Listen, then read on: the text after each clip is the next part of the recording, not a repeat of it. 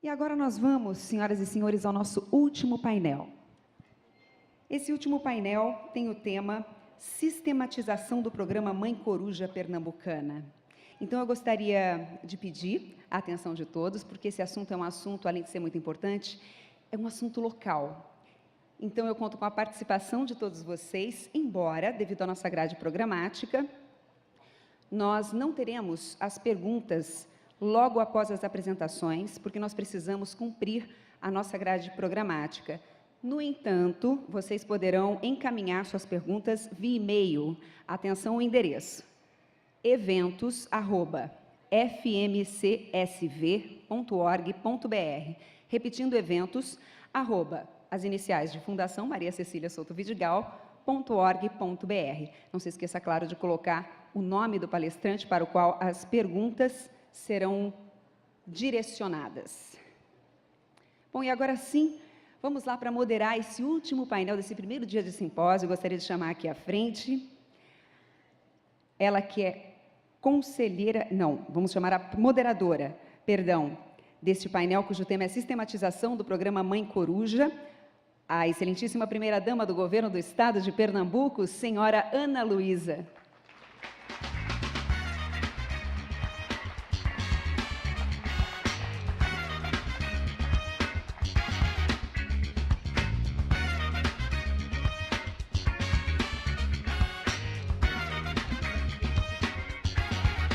Agora sim, chamamos a moderadora, vamos então às painelistas. Chamamos aqui Tânia Bacelar, professora aposentada da Universidade Federal de Pernambuco e sócia da CEPLAN, também Rayane Andrade, da CEPLAN, e ainda Ana Elizabeth Lima, conselheira do programa Mãe Coruja Pernambucana, e Ricardo Paes de Barros, professor da Cátedra Instituto Ayrton Senna do INSPER e economista-chefe do Instituto Ayrton Senna.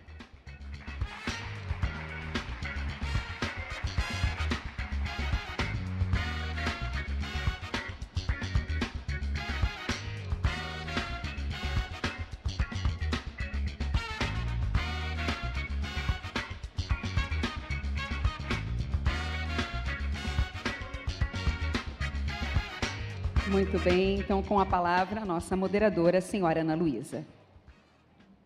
Fique à vontade, se quiser falar daí, pode ser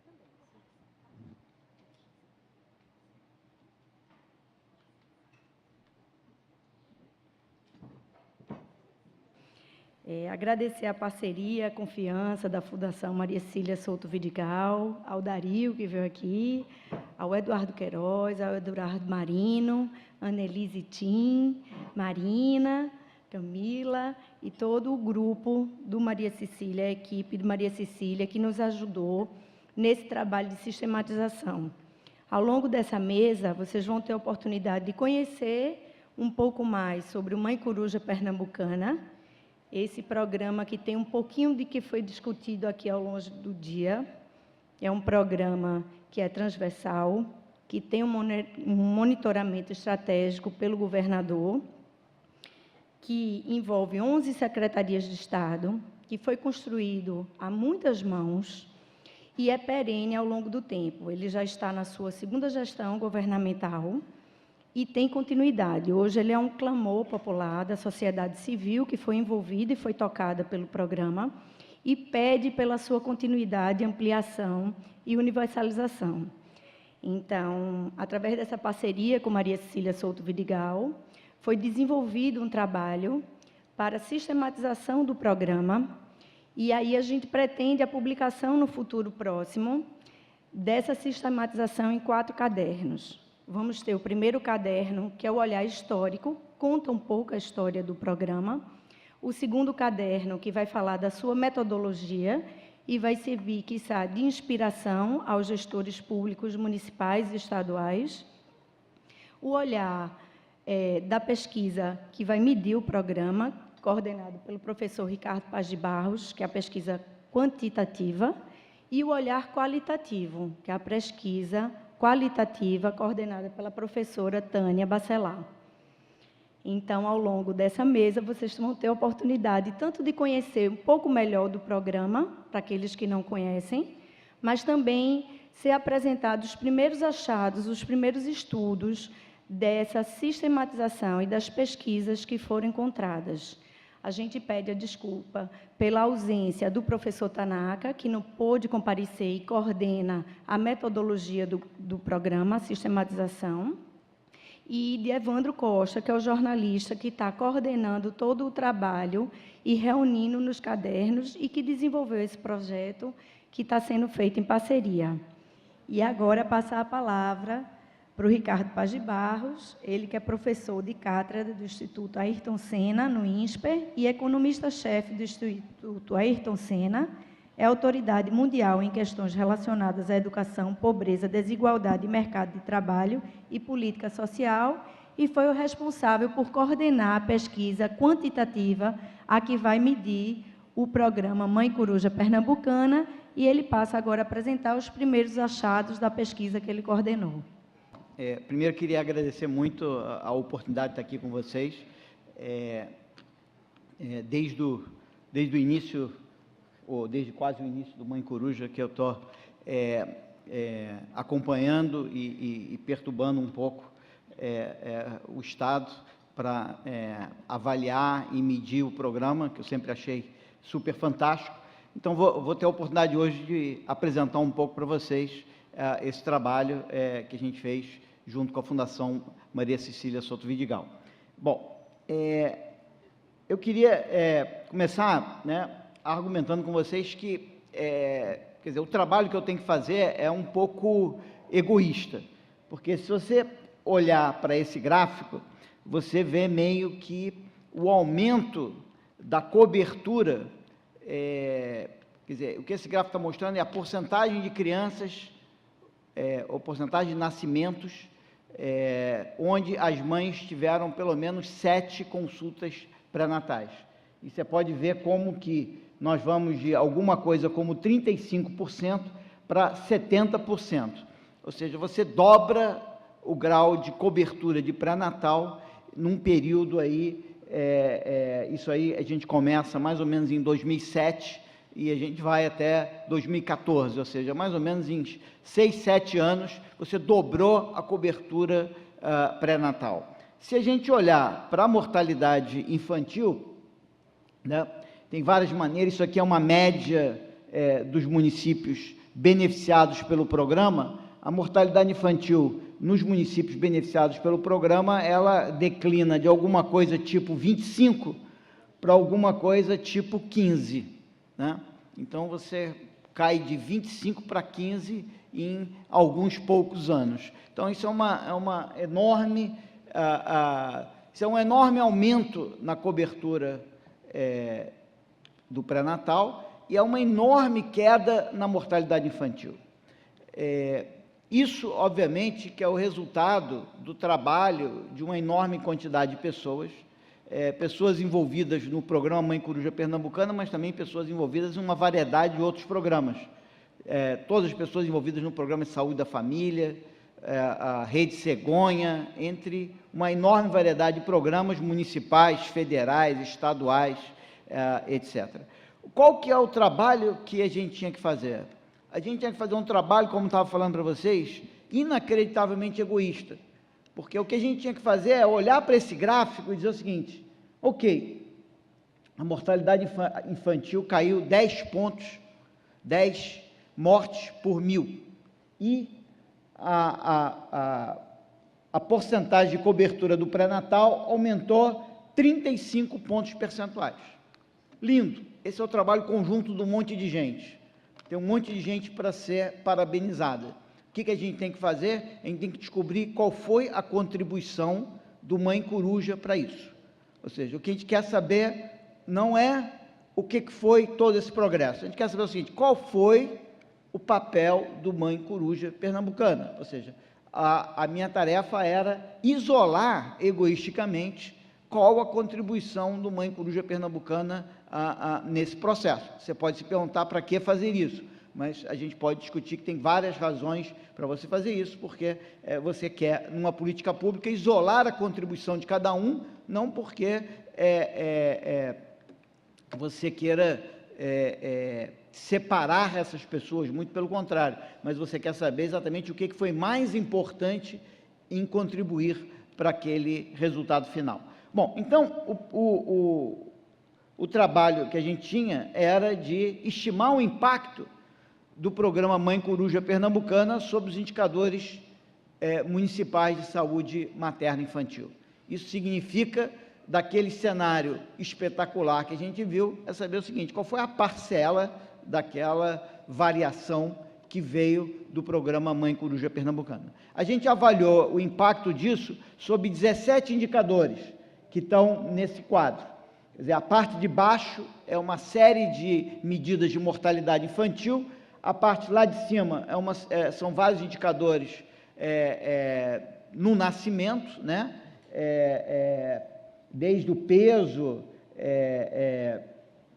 etc. E os dois do meio são medidas, no canto de lá, do atendimento, os serviços de saúde materno-infantil, e do lado de cá, mais a ver com o comportamento ligado, por exemplo, à gravidez na adolescência, aleitamento materno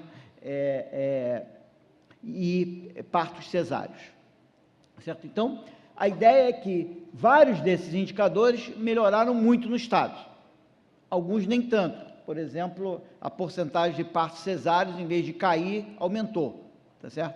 Mas a maioria desses indicadores, a mortalidade despencou, a porcentagem de crianças com baixo peso ao nascer caiu, a porcentagem de mães adolescentes diminuiu, a porcentagem de crianças com aleitamento materno exclusivo cresceu.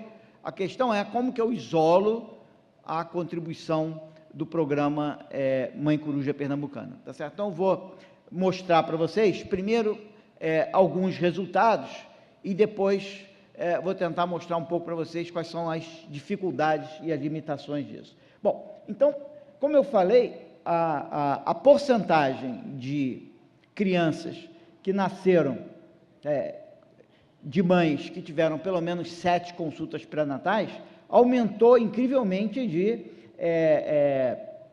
35% para mais de 70%. Né? Bom, mas será que tudo isso foi o programa Mãe Coruja? Uma das maneiras de ver isso foi olhar para os municípios, né? Como a Bebete colocou aqui, o Mãe Coruja está em 105 municípios, dos 180 e poucos municípios do estado. Então, você tem uns 80 municípios no estado onde você não tem o programa, e a gente excluiu os grandes municípios do estado, os 2 ou 3 maiores municípios, e pegamos os outros 80 municípios que eram não municípios gigantes e que não participavam do programa. Bom, se você olhar para isso, você vai ver o seguinte, que nesses municípios também a porcentagem de crianças cujas mães tiveram pelo menos 7 consultas pré-natais também subiu, é aquela coisa azul. Ela subiu de quanto? Começou em 40, um pouco maior do que nos programas beneficiados, dos municípios beneficiados, e foi chegar até 60 e poucos. Então, o que você percebe é o seguinte, nos municípios não beneficiados, a porcentagem, a cobertura inicial era um pouco melhor e ela termina um pouco pior, o que parece que o programa fez um bom trabalho. Bom, a maneira de ver isso, no fundo, geométrica, é você traçar uma paralela. Se eu traçar uma paralela pelaquela linha azul, eu mais ou menos com aquela linha azul tracejada ali, inclinada, eu vejo mais ou menos o que teria acontecido com os municípios participantes se eles tivessem melhorado tanto quanto melhoraram os não participantes, os não beneficiados. Isso dá para a gente lá um diferencial de crescimento na cobertura. Aquela barra lá no canto, aquela barra azul lá no canto, ela está dizendo o seguinte, olha, o crescimento da cobertura do pré-natal nos municípios beneficiados foi bem maior que o crescimento da cobertura de pré-natal nos municípios não beneficiados. Bom, isso aí parece que é o impacto do programa, mas, na verdade, o programa sai de uma posição diferente, né? Os municípios beneficiados, como a Bebete colocou aqui, ninguém saiu ao longo do Estado aleatoriamente escolhendo municípios. Os municípios escolhidos, eles foram sistematicamente os municípios que mais precisavam, certo? Então, a discussão é o seguinte: será que, sem o programa, os municípios que mais precisavam iriam ter melhorado tanto quanto aqueles que não precisavam e que, portanto, foram não beneficiados? Ou seja, será que é justo eu pegar e comparar quanto melhorou, quanto os municípios beneficiados melhoraram com quanto que os municípios não beneficiados melhoraram? Não, eu provavelmente tenho que pegar os municípios que foram beneficiados e tentar comparar com municípios que eram mais parecidos com eles, e ver quanto que esses municípios teriam ou melhoraram sem o programa, tá certo? Felizmente, essa conta dá para fazer, porque entre os não beneficiados, se você trabalhar direitinho, você vai encontrar municípios que poderiam ter sido beneficiados. Então, nós fizemos essa conta. Essa conta não vai dar naquele ponto azul, ela vai dar em algum outro ponto, e esse ponto é aquele ponto verde. Ou seja, aquele ponto verde quer dizer o seguinte: os municípios beneficiados, sem o programa, eles teriam chegado naquele ponto verde. Aquele ponto verde, curiosamente, é exatamente aonde os não beneficiados chegaram. Isso quer dizer o seguinte: em função de tudo mais que o Estado estava fazendo, em função de tudo mais que o Brasil estava fazendo, em função de tudo mais que os municípios estavam fazendo, mesmo sem o programa, os municípios não beneficiados iriam convergir para a situação dos municípios, os municípios beneficiados iriam convergir para a situação dos municípios não beneficiados e, portanto, sem o programa, no final, você teria a linha verde junto com a linha azul e, portanto, não haveria diferença hoje entre os municípios beneficiados e os municípios não beneficiados. Logo, qual é o impacto do programa? O impacto do programa é aquela parte verde. É quanto que os municípios beneficiados conseguiram avançar a mais do que avançaram os municípios não beneficiados, que eram muito parecidos com os municípios beneficiados, tá certo? E isso é um importante, eu acho que ali é 6 ou 8%, não consigo ver daqui direito, 9 pontos percentuais, ou seja, o programa fez com que quase que 10 de cada 100 crianças que nasceram no município, além de todo o processo que aconteceu, tivessem acesso aos serviços de pré-natal. Ou seja, evidentemente que o programa não operou sozinho, ele operou no momento do Estado e no momento do Brasil, aonde a saúde materno-infantil ganhou uma enorme atenção, tá certo? E, portanto, aonde um enorme progresso estava acontecendo, e, portanto, nós estamos perguntando aqui nós estamos falando aqui de uma locomotiva ou de um caminhão que já está andando, e qual foi o empurrão adicional que o programa deu para esse avanço que estava acontecendo a uma velocidade acentuada e que, pelo que a gente vê desse gráfico, aquela linha verde aponta que mesmo sem o programa já haveria, em função de outras políticas que o Estado, os municípios e o governo federal estavam implantando, uma certa convergência dos municípios mais vulneráveis na direção dos municípios menos vulneráveis. A gente sabe que, por exemplo, o programa de saúde da família, ele é mais intenso, inclusive nos municípios mais vulneráveis, embora a qualidade a gente possa discutir. Então, esse é o exercício, um pouco o exercício que a gente fez, o que mostra exatamente essa tentativa, esse processo de você isolar a contribuição do programa. Bom, essa avaliação, ela tem uma série de limitações que a gente tem que reconhecer. Primeiro, que nós estamos avaliando o programa muito ousado, né? O programa Mãe Coruja Pernambucana, ele é muito ousado, na medida em que ele diz que ele vai causar uma mudança no município, né? E nós estamos medindo aqui o impacto do programa, isolando o impacto do programa sobre o indicador municipal, quando a gente sabe que o programa foi feito para mudar a vida das pessoas, mas ele, na verdade, ele não chega a todas as pessoas no município, ele chega para um conjunto das pessoas do município, que evidentemente foram provavelmente escolhidas para serem aquelas mais vulneráveis e as que mais precisavam, tá certo?